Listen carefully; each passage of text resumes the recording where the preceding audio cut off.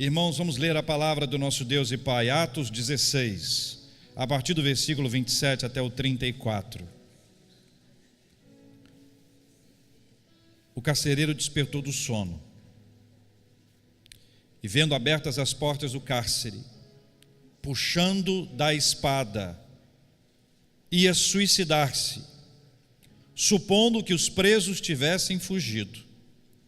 Mas Paulo bradou em alta voz: não te faças nenhum mal, que todos aqui estamos. Então o carcereiro, tendo pedido uma luz, entrou precipitadamente, trêmulo, prostrou-se diante de Paulo e Silas. Depois, trazendo-os para fora, disse: senhores, que devo fazer para que seja salvo? Responderam-lhe: crê no Senhor Jesus e serás salvo, tu e a tua casa. E lhe pregaram a palavra de Deus e a todos os da sua casa. Naquela mesma hora da noite, cuidando deles, lavou-lhes os vergões dos açoites. A seguir, foi ele batizado, e todos os seus. Então, levando-os para a sua própria casa, lhes pôs a mesa, e com todos os seus manifestava grande alegria por terem crido em Deus, é o que nos diz a palavra do Senhor. Pai, ilumina-nos nessa hora. Espírito Santo de Deus, nos faça ver e ouvir o que o Senhor tem para nos ensinar nessa hora, em nome de Jesus. Amém. Vou ler o texto de um bilhete. Me preocupa muito deixar minha família na mão. Sempre os coloquei à frente de tudo, antes dessa decisão arriscada para ganhar mais. Mas está claro para mim que está insustentável e não vou conseguir levar adiante. Não vamos ter mais renda e não vou ter como sustentar a minha família. Sinto um desgosto profundo por ter falhado com tanta força, por deixar todos na mão, mas melhor acabar com tudo isso logo e evitar o sofrimento de todos. Quem escreveu esse bilhete, no momento de absoluto desespero, matou a sua esposa, tomou os seus 2 filhos, os jogou do 18º andar e pulou juntamente com eles. É uma história que ficou conhecida no nosso bairro no dia 29 de agosto de 2016. O Setembro Amarelo é uma campanha nacional de prevenção ao suicídio iniciada no Brasil em 2015. No Brasil, a taxa em 100 mil aumentou de 5,3% em 2011 para 5,7% em 2015. A cada 40 segundos, alguém no mundo interrompe a própria vida.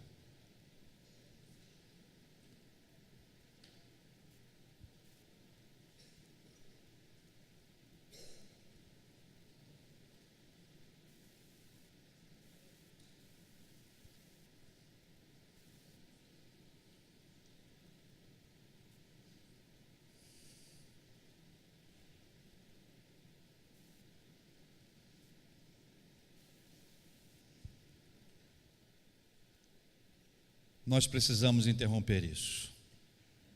Nós precisamos parar essas contagens. Nós precisamos apresentar uma mensagem. Nós precisamos fazer alguma coisa. Nós precisamos estar perto das pessoas quando elas mais precisam. Uma revisão de casos conduzida pela Organização Mundial de Saúde, ela pegou vários casos de suicídio no mundo, separou desses 15.629 casos de suicídio. Ilustra muito bem essa situação. 35,8% das vítimas tinham transtorno de humor. 22,4% eram dependentes químicos. 10,6% tinham esquizofrenia. 11,6% tinham algum tipo de transtorno de personalidade, 6,1% tinham transtorno de ansiedade, 1% tinha transtorno mental orgânico, uma disfunção cerebral permanente ou temporária, que tem múltiplas causas não psiquiátricas, incluindo concussões, coágulos e lesões. 3,6% tinham transtorno de ajustamento, depressão, ansiedade, deflagrada por algum trauma. 0,3% tinham outros distúrbios psicóticos.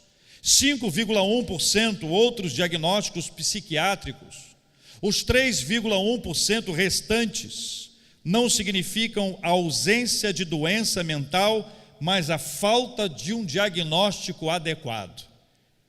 Todos esses transtornos são tratáveis, todos esses, tratáveis. Seja com acompanhamento psicológico ou com acompanhamento psiquiátrico, porém esbarram no preconceito, não só dos pacientes, mas também de familiares. Transtornos que poderiam ser tratados e que, se tratados, poderiam evitar a realidade de vários e vários suicídios no Brasil e no mundo. Ainda assim, meus irmãos, existe, infelizmente, nós vamos ver pessoas atentando contra a própria vida, apesar de todas essas coisas. Apesar de todo e qualquer trabalho nessa área, nós vamos nos encontrar com pessoas queridas e amadas que tiveram na sua família ou nos seus relacionamentos pessoas que passaram por isso, inclusive pastores. Temos sido balançados no mundo com um grande número de pastores que têm atentado contra a sua própria vida. Temos vivido isso dentro da realidade ministerial. Temos vivido isso na realidade dentro da Igreja Presbiteriana do Brasil. São vários os casos. 2 deles, que eu posso contar para os irmãos e para as irmãs. Uma pessoa com um problema real, verdadeiro, no ato de absoluto desespero, resolveu atentar contra a sua própria vida. Fez uma forca na sua casa, se amarrou, se pendurou e pulou. Quando ele pulou, na expectativa desse enforcamento, os pés dele ficaram presos. E porque os pés dele ficaram presos, ele conseguiu repensar a sua vida e aquele ato absurdo. Segurou no próprio pescoço, puxando a corda, tentando de alguma forma aliviar aquela pressão que ali estava. Deus lhe deu graça suficiente para arrancar aquilo ali. Depois, conversando com ele, eu pude ver o que uma pessoa faz no momento de desespero, sem pensar que existem outras possibilidades, achando, como diz o texto, que não tivesse alternativa alguma na sua vida. Deus deu a ele uma nova chance. Conheço também a história de um outro pastor, também presbiteriano, do interior de Minas, que, desiludido na sua vida, também no momento de desespero profundo, também passando por grandes dificuldades emocionais e mentais, tomou uma arma e atirou contra a própria face. Essa história vem se multiplicando no Brasil e no mundo inteiro. Mais recentemente, um pastor americano, que alguns de vocês viram pelas mídias sociais, 3 crianças pequenas, uma bela igreja, uma bela esposa, também cometeu a mesma coisa. Várias pessoas passando por transtornos emocionais, psicológicos, mentais. Isso me faz acreditar que a igreja não pode ser um ambiente onde nós não venhamos a tratar esses assuntos e apresentar as perspectivas bíblicas e as alternativas que a Bíblia nos traz, porque não são poucas as vezes em que nós, pastores, nos deparamos com pessoas que compartilham, têm ouvido uma vozinha aqui dizendo que a minha vida não presta, ou que não tem chance para mim, ou que a minha história não vai mudar. Ou mesmo pessoas queridas e amadas com quem nós convivemos, que têm vivido essa realidade dos transtornos emocionais, psicológicos, mentais, e que podem ser tratados, mas por uma questão ou por outra não tratam, e porque não tratam, não enxergam solução e alternativa. Vamos ao texto, meus irmãos, mais uma vez, porque esse texto nos desafia a lembrar a frase que aqui está: não te faças nenhum mal, que todos aqui estamos. A Bíblia narra nesse texto, um texto claríssimo de uma tentativa de suicídio. A figura do carcereiro representa para nós uma pessoa que num determinado instante entende que não tem jeito, que num determinado instante entende que a melhor coisa para ele é atentar contra a própria vida, porque não vale a pena viver, não vale a pena correr os riscos de enfrentar um problema, não vale a pena correr os riscos de enfrentar a adversidade. E aqui no versículo 28 nós começamos a ver uma ação maravilhosa, a intervenção humana fruto da graça divina, a frase: não te faças nenhum mal. Você pode repetir essa frase comigo? Não te faças nenhum mal. Nós vamos encontrar com pessoas que precisam ouvir essa frase. Fala de novo essa frase. Nós vamos viver momentos em que nós queremos trazer prejuízo para a nossa própria vida e nós temos que dizer para nós mesmos: não te faças nenhum mal. Curiosamente, a frase de Paulo e Silas no contexto aqui é para um homem que representava a maldade, representava aquele que o encarcerou, aquele que o colocou no fundo do cárcere, cumprindo ordens ou por iniciativa própria, manteve Paulo e Silas afastados, mas que diante de uma manifestação sobrenatural de Deus, que operou um terremoto, em que as portas das prisões foram abertas, e que por conta disso, achando que aqueles homens tinham fugido, ele toma da espada para tirar a própria vida, e ouve daquele que foi atingido pelo seu mal: não te faças nenhum mal. E a Bíblia diz que nós devemos retribuir o mal com o bem. José conta a sua história bíblica no livro de Gênesis, dizendo para os seus irmãos: o mal que vocês intentaram contra mim, Deus transformou em bem. Nós fomos alcançados pelo bem maior, que é o amor de Deus pela nossa vida. De igual forma, queridos irmãos, existem instantes em que uma pessoa está passando um momento difícil da sua vida, que nós que fomos atingidos por aquela pessoa, é possível que tenhamos uma alegria, ainda que escondida, um sorrisinho maroto, um desejo de vingança e uma fala que muitas vezes é dita: bem feito, está colhendo o que plantou, que sofra. Não é isso que a Bíblia ensina. E não é isso que deve ser dito ou feito no momento em que uma pessoa passa um período de vale. Não te faças nenhum mal. Todos aqui estamos, todos aqui estamos, todos aqui estamos. E eu fui despertado por um pastor, trazendo uma fala sobre esse texto, para esse momento que aqui está. Todos aqui estamos. Primeira força do todos. Existem horas que você não precisa dizer nada, mas a sua presença diz tudo, como também a sua ausência diz tudo. Existem horas que nós precisamos reafirmar que todos aqui estamos, que nós estamos juntos, que você não está sozinho. Irmãos, reconheço que nem todo mundo precisa disso, mas há pessoas que precisam saber que você está com elas. Sabe por quê? Porque há pessoas que se sentem invisíveis. Não é todo dia, não. Mas tem dia que a gente se sente invisível. Sabe aquele dia que você está triste? Olha para mim. Sabe aquele dia que você está triste? E o que você queria simplesmente, você não quer falar, porque às vezes não dá para falar, você não aguenta falar. Você só queria uma pessoa perto. Ou que alguém te dissesse: você é importante para mim. Ou que alguém te dissesse: olha, eu te amo. Ou que alguém dissesse: estou orando pela sua vida. A fala do texto bíblico não é simplesmente focada numa presença física, mas também uma questão espiritual. Todos aqui estamos, todos aqui estamos. Nós precisamos aprender que nós precisamos manifestar a nossa presença às pessoas nas horas e nos momentos mais difíceis da nossa vida. O texto nos ensina mais no versículo 29. Versículo 29 nos ensina que nós devemos buscar ajuda em quem pode realmente nos ajudar. Busque ajuda em quem pode realmente te ajudar. O carcereiro foi até Paulo e Silas. Ele sabia que eles poderiam ser alcançados, aceitos, cuidados por ele. Ele sabia disso. Ele procurou 2 presos, sendo ele o carcereiro. Tem lógica isso? Fala para mim, tem lógica? O carcereiro procurar os presos? Mas o que o carcereiro viu neles? O que havia neles de tão especial? O que havia neles de diferente? O que havia neles de extraordinário? Que fez com que eles deixassem, com que ele deixasse o seu lugar, o seu posto e fosse até eles, para dizer: o que eu posso fazer para que eu seja salvo?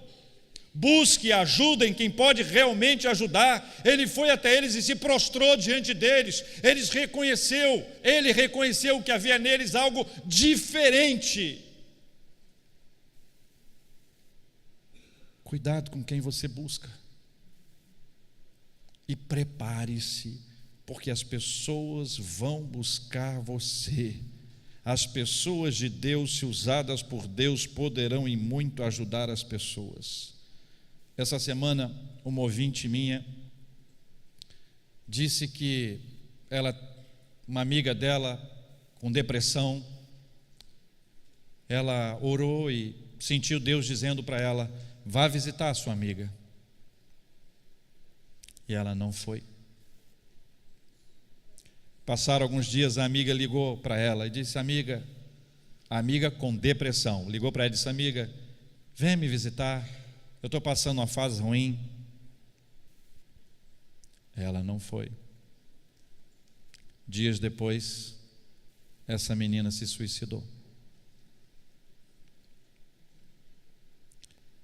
Ela queria uma palavra de alento, e eu fiz o possível. Mas também é preciso reconhecer as responsabilidades. Ela não foi a causadora, óbvio, mas a amiga dela pediu ajuda. Deus disse: vai, e ela não foi. A amiga disse: venha, e ela não foi.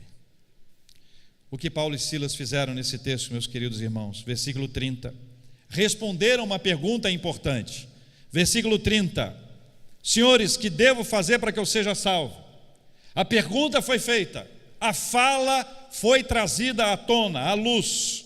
Para responder uma pergunta é fundamental escutar. E escutar é um desafio para os nossos dias. Nós vivemos os dias em que todos gritam, mas ninguém escuta nada. No filme Deus Está Morto, número 3, nós vimos isso de maneira clara. Uma das falas centrais do filme é essa: vivemos um tempo em que todo mundo grita, mas ninguém escuta ninguém. E a gente sabe que isso é verdade. Como eu vou responder uma pergunta a alguém se eu não escuto a pessoa? Supondo que Paulo e Silas, que estavam cantando até recentemente, continuassem a cantar. A Bíblia diz que à meia-noite eles estavam adorando ao Senhor. Supondo que o carcereiro viesse e perguntar: você não pergunta nada, nós estamos cantando. Não me atrapalha, eu não tenho tempo, eu estou com pressa, eu preciso ir agora. Daqui a pouco eu te ligo, daqui a pouco eu vou, daqui a pouco eu falo. Ouça o que as pessoas estão dizendo, responda às perguntas feitas, olhe nos olhos das pessoas. Irmãos, se nós não temos condições de ouvir as pessoas, quanto mais de olhar nos olhos delas. Nós gostamos de olhar nos olhos de quem nós gostamos, mas deixamos de olhar nos olhos de quem mais precisa. Versículos 31 e 32, Paulo e Silas deram a ele o melhor que ele poderia receber para uma hora como essa. Versículos 31 e 32, eles disseram: crê no Senhor Jesus Cristo e serás salvo tu e a tua casa. Levantaram os olhos daquele homem para uma questão que estava além dele, mas tão próxima dele. Levantaram os olhos dele para a questão da fé, mas a fé não é uma questão hipotética, a fé não é uma fala repetida, a fé não é uma questão de repetição constante ou de pensamento positivo. A fé vem pelo ouvir e ouvir da palavra do Senhor. Por isso eles pregaram, diz a Bíblia no versículo 32, e lhe pregaram a palavra de Deus e a todos de sua casa. Quando alguém passa um momento desse, de desespero a ponto de querer tirar a própria vida, lembre-se de pregar a palavra de Deus às pessoas. Quero fazer uma distinção com autoajuda. Autoajuda é bom, mas não é suficiente. Autoajuda pressupõe que em você há uma resposta. E autoajuda, se for bem utilizado de maneira sábia, poderá ser útil para algumas horas e áreas da nossa vida, mas autoajuda jamais substituirá a palavra do Senhor. A palavra de Deus, ela não volta vazia. A palavra de Deus, ela vai profundamente. Jesus trouxe a palavra, os discípulos pregaram a palavra, Paulo e Silas pregaram a palavra. O que nós precisamos fazer é pregar a palavra. Quanto mais nós pregarmos a palavra, mais pessoas ouvirão essa palavra e não precisarão pensar na hipótese, na possibilidade de atentar contra a própria vida. Vamos pregar a palavra. Pastor, e o pastor que tirou a própria vida? Mais do que eu vi, ele mesmo pregava a palavra.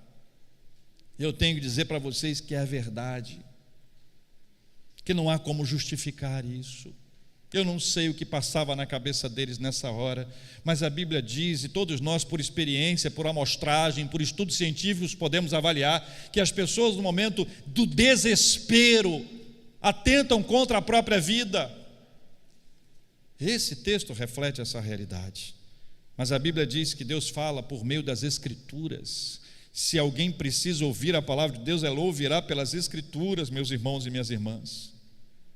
Eu tenho uma experiência no meu ministério que eu quero contar para os irmãos. Eu trabalhei com adolescentes durante muitos anos, e durante 4 anos eu fui seminarista trabalhando com adolescentes na Igreja Presbiteriana da Penha, na zona leste de São Paulo. Eu sempre estive muito próximo dos adolescentes. Um dia, uma adolescente numa crise emocional, numa crise relacional, ela resolve atentar contra a própria vida tomando remédios. Ela vai pegando os remédios que a mãe dela tinha em casa, pegando remédios. E quando ela foi pegar um remédio tarja preta, controlado, ela foi pegar aquele remédio para tomar, ela me viu diante dela. E naquele instante, ela entendeu que ela não deveria prosseguir. Ligou para a mãe dela desesperada, a mãe dela foi para casa, pegou, levou-la para o hospital. Pela graça do Senhor, ela pôde me contar essa história, e me contar que me viu. E eu perguntei para ela, como é que você me viu se eu não estava lá? Ela estava na zona leste de São Paulo, eu estava em Campinas estudando. Mas Deus de alguma forma trouxe para ela a figura de uma liderança, de uma pessoa que se importava com ela, para que ela pudesse se lembrar que Deus estava com ela, e Deus se revela através da palavra. E quanto mais nós, eu e você, pregarmos a palavra, mais nós estaremos fortalecidos para quando essa vozinha bater no nosso ouvido, nós rechaçarmos em nome de Jesus e ajudarmos as pessoas que mais precisam. Versículo 33 na parte A. Depois de pregar a palavra do Senhor, naquela mesma hora da noite, cuidando deles, lavou-lhes os vergões dos açoites. Deram oportunidade para a pessoa servir. Quando uma pessoa está numa fase como essa, ela se sente inútil. Ela quer sair para que você sinta a falta dela. E nós precisamos entender que é fundamental, num processo como esse, que as pessoas se sintam engajadas, compromissadas. Deram oportunidade para a pessoa servir, já é fruto da ação do Espírito Santo de Deus nele. O carcereiro, que era aquele que mantinha as pessoas presas, agora alcançado pelo Evangelho, ele tem a oportunidade de servir, e o servir é um privilégio maravilhoso. Não se esconda do serviço do Senhor. Não dê cotovelada em quem quer servir. Não tenha medo de perder o seu posto. Dê oportunidade para as pessoas. Insira as pessoas dentro do serviço da obra do Senhor. Versículo 33 na parte B, insira na comunidade. Parte B do versículo 34 diz: irmãos, a seguir foi ele batizado e todos os seus insiram na comunidade. O batismo tem 2 braços incríveis. O primeiro braço é um sinal visível do que o Espírito Santo já fez. O batismo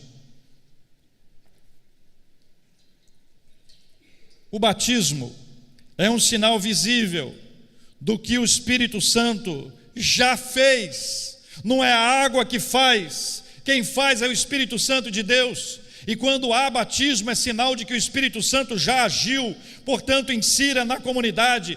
Batizar é trazer para dentro. Batizar é acolher, é abraçar. E eu preciso dizer uma coisa para vocês: cuidado com a panelinha. Irmãos e irmãs, pelo amor de Deus, não fique fechado no seu próprio grupo. Não aceite isso. Quando terminar esse culto hoje aqui, você vai se colocar de pé para ir embora.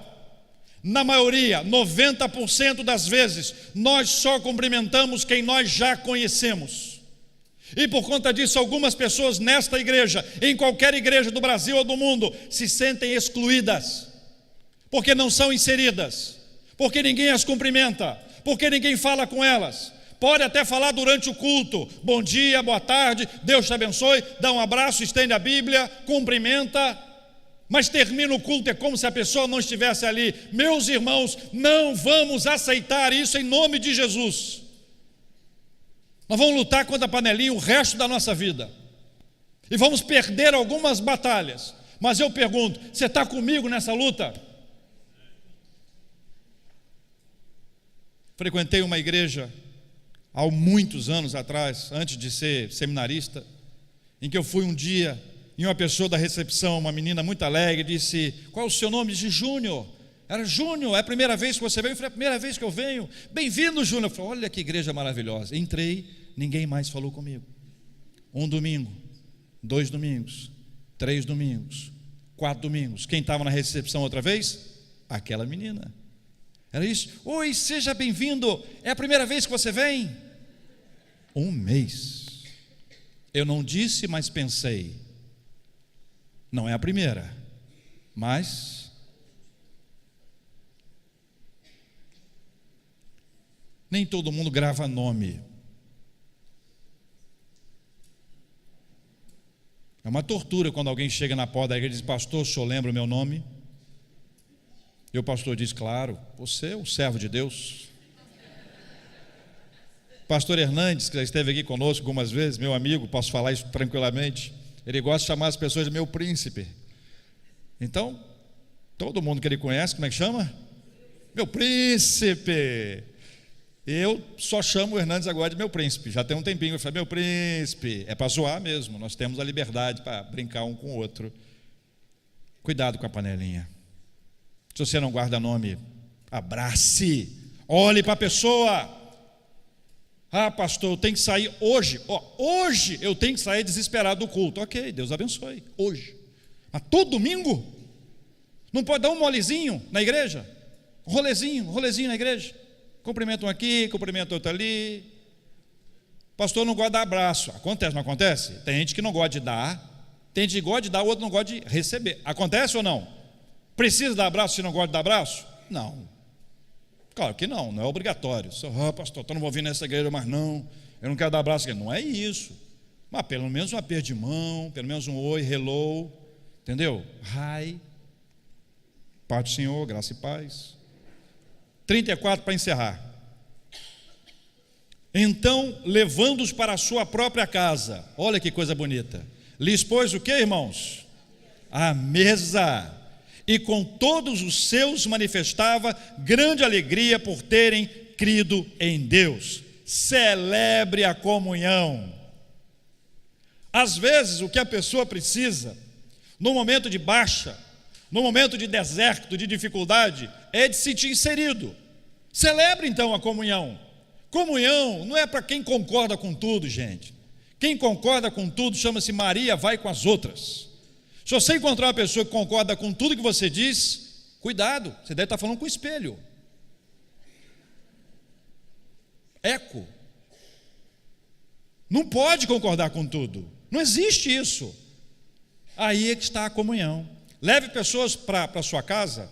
Eu recomendei isso domingo passado à noite, falei sobre esse assunto, destacando essa parte. Leve pessoas para a sua casa. Leva a pessoa para almoçar na sua casa. Não estou me convidando não, tá? Estou falando para você convidar as pessoas. Se você quiser me convidar é outra história, mas estou falando para você convidar as pessoas. Ah, o pastor está meio carente, mandou um recadinho para todo mundo, levar ele para casa, vamos fazer uma escala. Não é isso. Estou falando de comunhão, não de Comissão não. Sentem-se juntos à mesa. Uma pizza, uma feijoada, uma macarronada, um camarão, um risoto, um açaí, um cafezinho, uma broa de milho, bolo de fubá. Aí eu já estou mandando mensagem, tá? Nessa parte final aí. Broa de milho, bolo de fubá. Vivenciem alegria curativa. Alegria cura. A alegria do Senhor cura. A alegria do Senhor faz bem. A alegria do Senhor alegra. A alegria do Senhor ativa. A alegria do Senhor coloca a gente de pé. A alegria do Senhor é a nossa força. A alegria que vem do Senhor, não uma alegria do papo furado, da conversa fiada, aquela conversa que não edifica, aquela conversa que não muda a história de ninguém. A conversa que muda a história é a conversa que vem da paz do Senhor e a alegria que vem de Deus. Alegre-se na presença do Senhor, transborde em alegria na presença do Senhor. Mais do que nunca, precisamos cuidar de nós e uns dos outros, como a palavra de Deus nos ensina. Ainda assim, nós vamos ver muitas pessoas passando por dificuldades, e próximas de nós, algumas pessoas atentando contra a própria vida, mas não será por omissão, não será por causa do nosso silêncio. Não é à toa que pastores e presbíteros, o conselho da igreja está com essa fitinha amarela, o símbolo do Setembro Amarelo. Nós somos uma igreja preocupada também com esse assunto. Nós não somos deste mundo, mas aqui nós estamos. Enquanto aqui estivermos, nós precisamos ajudar. Eu quero convidar você a, de maneira muito objetiva e rápida, nós orarmos juntos. Forme perto de você aí 2 pessoas, 3 pessoas. Pode mexer as cadeiras sem problema nenhum, depois a gente volta para o lugar. Vamos orar uns pelos outros.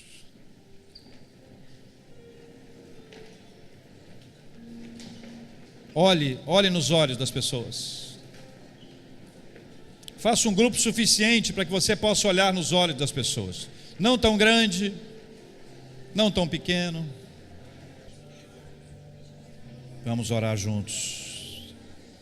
Irmãos, Senhor nosso Deus e Pai, em Teu nome nós oramos nessa hora. Reconhecemos que somos frágeis, que não somos perfeitos nem completos, que precisamos uns dos outros, que necessitamos de uma ajuda sobrenatural do Senhor, que precisamos dar companhia e receber companhia, que precisamos ser família, que precisamos ser igreja de verdade, que precisamos estender as nossas mãos, pregar a Tua palavra, pregar o Teu evangelho genuíno, com verdade, com clareza, que devemos buscar ajuda em quem pode realmente nos ajudar e ser ajuda para quem precisa, que precisamos responder às perguntas que estão sendo feitas. Para isso nós precisamos escutar, que precisamos pregar as Sagradas Escrituras, precisamos dar oportunidade para as pessoas servirem, que precisamos trazer as pessoas para dentro e inseri-las na comunidade, que precisamos celebrar a comunhão, levar as pessoas para casa, sentar-nos à mesa, vivenciarmos a alegria curativa dos que creem em Deus. Pai, nós oramos por aqueles que perderam pessoas amadas em circunstâncias tais quais estas. Misericórdia, Senhor, traga paz e consolo. Nós oramos pelas pessoas que já se sentiram atraídas por essa ideia e nós repreendemos isso em nome de Jesus. Tenha misericórdia de nós, Senhor, tenha misericórdia de nós. Que quando estivermos lá no vale, nós ouçamos o Senhor nos dizer, e alguém enviado pelo Senhor para nos dizer: estamos todos aqui, não te faças nenhum mal. Em nome de Jesus. Amém. Olha aqui para frente, antes de você voltar para o seu lugar.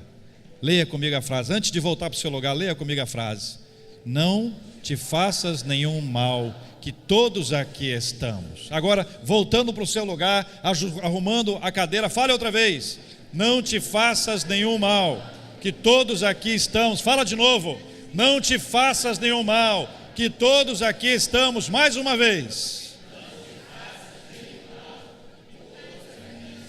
Amém.